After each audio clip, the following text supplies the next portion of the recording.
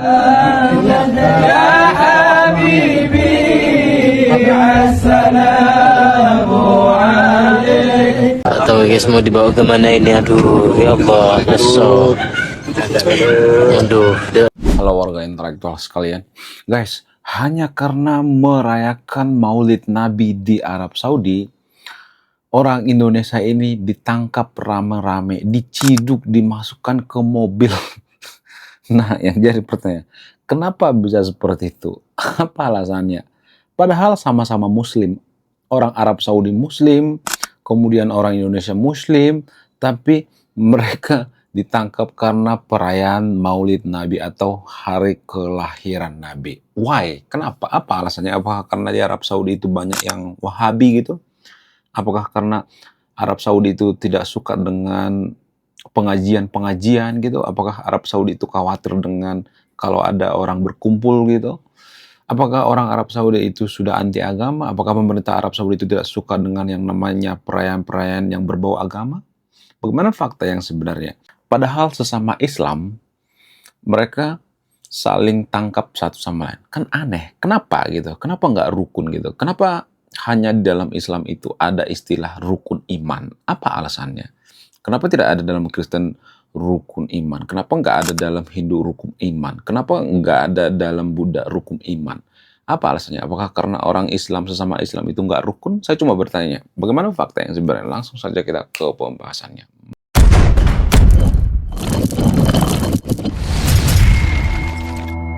Salah satu alasan yang paling masuk akal kenapa Arab Saudi itu menangkap orang yang merayakan Maulid Nabi itu karena apa? Karena tradisi di Arab Saudi itu, di sana kan banyak Wahabi ya. Mereka tidak merayakan yang namanya Maulid Nabi. Jadi ini kan ada semacam kelucuan gitu ya. Kenapa saya mengatakan ini lucu? Lucu dan konyol gitu. Kenapa? Sesama Muslim gitu ya. Sesama keyakinan gitu. Kalau misalnya ini ya kita berbicara dari berbagai sudut pandang misalnya. Wahabi yang ada di Arab Saudi itu kan keyakinannya. Aliran-aliran seperti Wahabi, ya, Sunni, Syiah, dan lain sebagainya itu kan aliran-aliran ya. Nah, kalau misalnya orang-orang Wahabi di Arab Saudi itu menganggap bahwa merayakan hari kelahiran Nabi itu sesat misalnya, atau salah misalnya, ya itu kan keyakinan gitu. Saya tuh nggak habis pikir ya, kenapa orang beragama itu kadangkala ya, nggak semuanya tapi di sekelumit, kadangkala tingkahnya itu aneh-aneh gitu. Kalau misalnya orang Arab Saudi itu meyakini bahwa merayakan Maulid Nabi itu sesat, itu kan sebatas keyakinan. Kalau ada orang Indonesia merayakan kelahiran Nabi, itu kan keyakinan juga gitu. Jadi sesama keyakinan, tapi mereka meyakini keyakinan mereka yang paling benar. Kan aneh. Padahal definisi keyakinan itu percaya walaupun tidak ada bukti. Keimanan itu kita percaya walaupun tidak ada bukti. Itu definisi keimanan. Jadi bagaimana mungkin kita mengatakan keimanan orang lain sesat, keyakinan orang lain sesat, orang yang merayakan Maulid Nabi sesat, sementara kita juga berpegang teguh pada keyakinan, ya kan? Sama-sama nggak punya bukti, tapi saling menganggap satu sama lain sesat. Kan aneh. Aneh bin ajaib. Kenapa bisa seperti itu? Ya, apakah ini alasannya kenapa dalam Islam itu ada istilah rukun gitu? Ada rukun Islam gitu ya. Tapi dalam agama lain tuh nggak ada rukun gitu. Apakah ini alasannya? Apakah karena tidak rukun gitu? Saya cuma bertanya, saya tidak memojokkan agama apapun di sini, di sekelemeronnya. Hanya melihat dari berbagai perspektif gitu ya. Jadi kemarin ada yang request, bahas ini dong, bahas tentang kejadian yang ada di Arab Saudi. Ya, konon katanya ada orang Indonesia yang ditangkap rame-rame, diciduk, dibawa ke kantor polisi karena merayakan Maulid Nabi. Itu kan dilarang di Arab Saudi. Kemudian kesalahan orang-orang Indonesia juga ada, guys. Apa itu? Mereka tidak menghormati tradisi yang ada di Arab Saudi. Ya kalau misalnya di Arab Saudi itu dilarang merayakan Maulid Nabi, kenapa harus merayakan ya? Itu yang jadi permasalahan. Ya cukup kerja aja di sana, kerja ibadah, udah selesai gitu, jangan aneh-aneh gitu. Itu kan yang jadi permasalahan. Kemudian kalau saya perhatikan itu Arab Saudi itu, sebenarnya ini bukan hanya perayaan Maulid Nabi, tapi Arab Saudi itu mengontrol ketika ada orang-orang banyak bertemu. Seperti misalnya konser. Konser di sana itu nggak terlalu diperbolehkan gitu ya. Ya boleh konser tapi jangan ada unsur agamanya gitu ya. Kemudian ceramah-ceramah rame-rame gitu nggak ada. Nggak boleh di Arab Saudi. Jadi justru kalau kita berpikir rasional, orang-orang Indonesia itu dalam beragama itu adalah orang yang paling kebablasan. Kenapa saya mengatakan seperti itu? Maulid Nabi mereka nggak ada yang larang. Ceramah mereka teriak-teriak ya. Warga Konoha itu kan atau pemuka agama di Konoha itu nggak semuanya tapi ya oknum-oknum pemuka agama di Konoha itu teriak-teriak yang ngejelek-jelekin pemerintah, ngehina-hina pemerintah, tapi biasa aja gitu. Kemudian ngehina-ngehina agama lain gitu, biasa aja gitu. Coba kalau di Arab Saudi seperti itu, akan diratakan. Jadi ada plus dan minus lah gitu ya. Ada plus dan minus tinggal di Arab Saudi. Arab Saudi juga sebenarnya peduli banget dengan yang namanya rakyatnya. Pemerintah Arab Saudi itu peduli dengan rakyatnya. Bahkan di sana itu dikasih 8 juta per kepala kalau mereka tidak punya pekerjaan. Itu saking baiknya pemerintahan Arab Saudi. Ya boleh-boleh aja Arab Saudi tegas sama rakyatnya. Nah, bagaimana dengan Konoha? Konoha, kalau saya perhatikan itu kebebasan dalam beragama. Warga Konoha itu paling bebas dalam beragama. Sholat di jalan, ya. Di mana-mana nggak ada tuh ya orang yang bisa sholat di jalan. Cuman di Konoha yang bebas. Di Arab Saudi nggak bisa. Bahkan di Arab Saudi, negara Muslim sekalipun, di Turki dan lain sebagainya nggak boleh. Ada aturannya. Jadi kita tuh harus bersyukur di Konoha bahwa Konoha itu terlalu bebas dalam beragama kalau saya perhatikannya. Terlalu dikasih privilege gitu ya. Kenapa? Karena banyak warga Konoha itu yang menganggap bahwa keyakinan mereka paling benar gitu ya. Keyakinan mereka yang paling suci gitu. Padahal keyakinan itu sebatas keyakinan gitu. Keyakinan itu menganggap bahwa satu hal itu benar walaupun tidak terbukti secara ilmiah gitu. Meyakini tanpa perlu bukti. Itulah keyakinan. Bisa dikatakan keyakinan itu adalah klaim sepihak gitu ya. Kemudian selain itu, kenapa Arab Saudi sekarang ini semakin hari semakin liberal? Apa alasannya? Ini jarang dibongkar ya, dan cendekia Muslim juga sudah sering ngebahas ini seperti Pak Islah Barawi misalnya. Pak Islah Barawi mengatakan, saya sepakat dengan Pak Islah Barawi.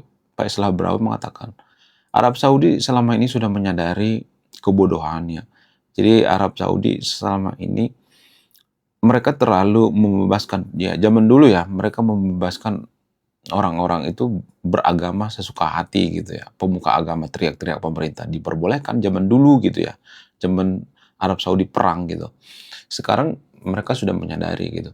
Kemudian mereka berpikir bahwa terlalu mengekang masyarakat itu tidak bagus ya.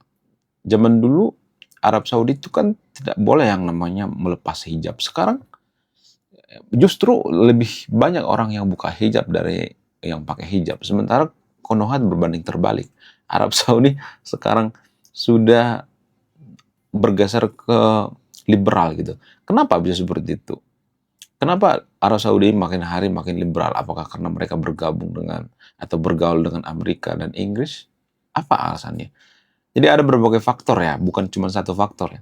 Faktor yang paling mempengaruhi itu karena Arab Saudi berpikir minyak Arab itu suatu saat akan habis. Sehingga apa? Sehingga kalau mereka tidak membuka diri, kalau mereka selalu menutup diri gitu ya, mereka selalu ngata-ngatain orang yang liberal, ngata-ngatain orang yang buka hijab dan sebagainya, ya mereka tidak akan survive. Kalau hanya mengandalkan yang namanya tamu Allah gitu atau orang-orang yang umroh ke sana itu ya nggak bakal cukup. Ya karena semakin lama orang mungkin ya dugaannya ya, enggak semuanya tapi disclaimer on ya, orang akan meragukan agama gitu. Makin hari ya, orang-orang akan semakin malas beragama. Sehingga tamu orang yang umroh naik haji ke Arab Saudi itu bisa aja stop atau berkurang gitu ya kan. Sehingga Arab Saudi memutar otak. Makanya Arab Saudi sekarang ini mengubah negaranya itu dari negara minyak jadi negara seperti negara-negara Dubai, Qatar dan sebagainya. Jadi negara wisatawan gitu. Jadi kalau satu daerah itu membangun yang namanya daerah wisatawan, maka harus ramah dong sama yang beda keyakinan. Gak boleh terlalu kaku gitu. Bayangkan kalau misalnya nih di Bali, ya, sedikit-sedikit gak boleh buka aurat gitu ya. Sedikit-sedikit sesat. Orang bule ini sesat. Pamer-pamer aurat. Apakah ada orang yang berwisata ke sana? Kagak ada. Jadi teman-teman muslim, please lah gitu ya. Jangan terlalu kaku dalam beragama gitu. Saya tidak ngajak yang nonton video untuk jadi liberal apa segala macam. Enggak. Jangan terlalu kaku dalam beragama. Terlalu kaku dalam beragama itu tidak akan bawa kita kemana-mana. Kalau misalnya mengatakan, oh itu dosa, ya semua yang dilakukan manusia itu tiap hari dosa kok. Ikan yang kita makan itu kan dibunuh, itu kan dosa. Ya kalau nggak mau berdosa nggak usah makan sekalian gitu.